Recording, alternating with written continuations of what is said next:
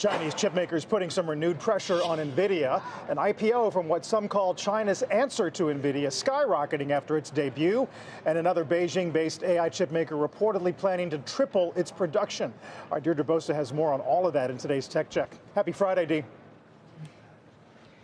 Happy Friday. Hey guys, so Beijing, it's rushing to create domestic lock-in before Nvidia can re-enter this market. More Threads, that's the first in a quartet of Chinese AI chip startups known as the Four Dragons to go public, and it surged more than 400% on its debut. Bloomberg, meanwhile, reports that Cambricon, this is part of China's first wave of accelerator companies, reporting that it is planning to triple its output of AI chips next year. Now, together, these companies represent a coordinated state-backed push to build parallel infrastructure that isn't necessarily better than Nvidia or what the U.S. has, but good enough, and this is key, Chinese-controlled.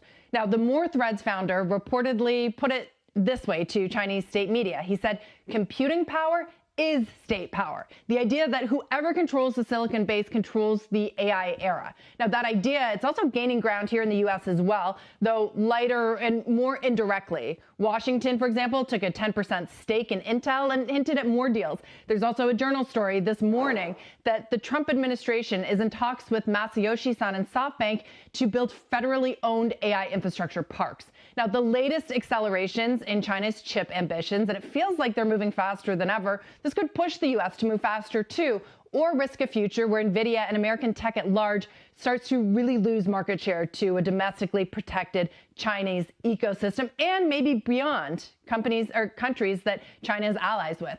But guys, even after More Threads' massive IPO pop, it is still worth less than 1% of Nvidia, and it is nowhere close on performance.